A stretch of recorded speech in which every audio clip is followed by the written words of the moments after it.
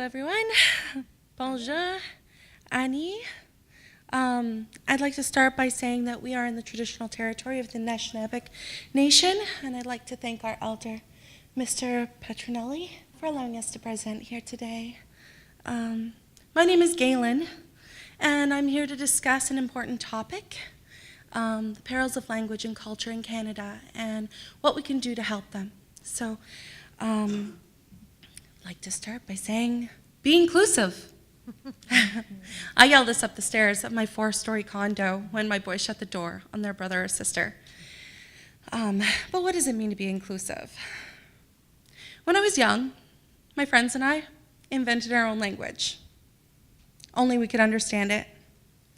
It made us feel connected, like we were part of some special club.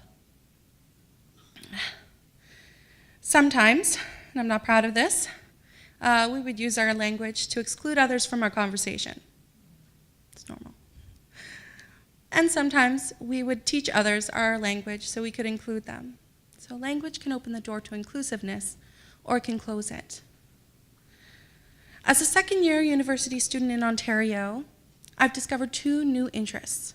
First, in the topic of reconciliation and the egregious actions that our government has taken against the people of Indigenous heritage. And the second is the Canadian political system. The way the current system is organized has created a great division between the self-governance of the First Nation communities, as well as Métis and Inuit, and also our Canadian government. I believe this must be rectified in order to proceed with reconciliation. In Canada, there's a special place for French and English-speaking Canadians. And by this I mean that in Canada, it's accepted that a Canadian is either French or English. You speak one of our 2 official languages. To be French or to be English. I am French or I am English. Language is a part of identity. For instance, my last name, Beaudoin, might suggest that I have French heritage, and that may be true, but I speak very little French, so I identify as English. I am English. Identity. Under British rule, the French struggled to maintain their identity. They fought for their right to speak their language, and they won many political battles. The Official Languages Act of 1969 introduced the bilingual policy that we have here today. French religion, language, and culture is protected through this piece of legislation. While there can be some tension between French and English-speaking individuals in Canada, the fact that both of them are a part of our Constitution creates an atmosphere of acceptance and unity. This partnership has opened the doors to equal opportunity for French and English-speaking people alike within the highest level of government. People accept that in Canada, you are French or English. And it's that same acceptance that our Indigenous people need. As an ally of Indigenous people, I would like to see a system of unity, one that creates a connection between Canada and First Nation or Indigenous communities, implemented at the highest level of government that would reflect the values of all Canadians, including Indigenous communities. A multilingual policy established at the provincial level would help to create a true partnership between both of our communities. It would work much like our French language policy within education, with the acceptance that it wouldn't be universally applied among each institution, because there's many Indigenous languages. There's a 60 language family, or 60 distinct languages. It's a lot. So it wouldn't be universally applied, but each school would offer the Indigenous languages native to that geographic location. So this would help create a level of acceptance in Canada that Canadians are more than just French and English, but they're also Cree, they're Ojibwe, they're Inuit, and much more.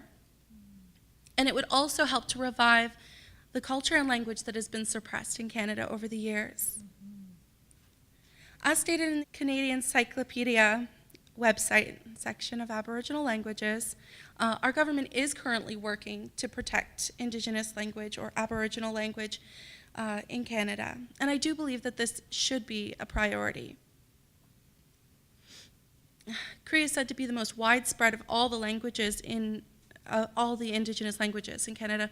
They have 83,475 speakers across Canada as of 2011. So obviously that's probably changed by now, but they're not in danger of extinction as of yet, but they are said to be the fastest declining mother tongue in Canada.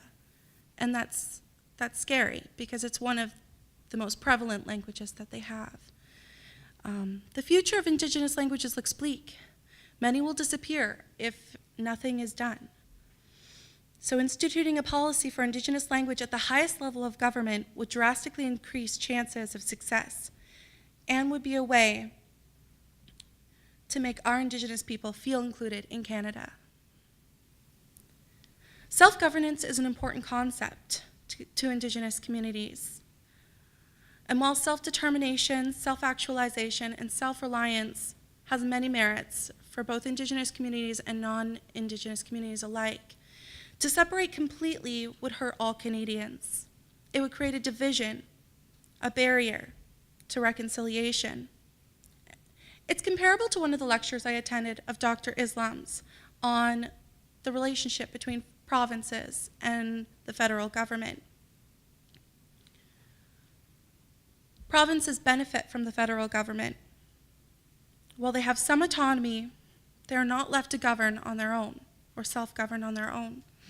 Allowing full autonomy creates a gap where unity should be and will result in a burden of responsibility that most provinces wouldn't be able to carry alone. Autonomous taxation for local self-government such as Thunder Bay regarding property tax allows municipalities to fund infrastructure projects to maintain adequate living. And as reservations are not a part of local self-governments, they are not privy to this type of benefit. The funding for many Indigenous communities is insufficient to meet the needs of their people. The self-governance of those communities, no matter how organized or dedicated to their people, will never be able to divide the money appropriately because there simply isn't enough. I believe that it's in the best interest of all Canadians to offer Indigenous people what was wrongfully withheld from them all those years ago, a government partnership. It would include an official language for Indigenous people at the highest level of government and would send a message to all Canadians that our Indigenous people are a significant part of our country. It would open the doors to positions of high authority within the Canadian government for Indigenous people and create widespread acceptance of Indigenous culture and language across Canada. We can rebuild our identities together as a united Canada, one where Indigenous people are not merely notified of the decisions that affect them, but are included in the decision-making process, where their rights to language, culture, and spirituality are protected, and their claims to land are acknowledged because they are finally seen as citizens of this land. A Canada that is united, not separate. I propose the Ontario government be the first to implement an official languages policy for the Indigenous languages of Ontario as a step towards reconciliation and as a step towards unity for all Canadians. I'm saying open the door, Canada, be inclusive.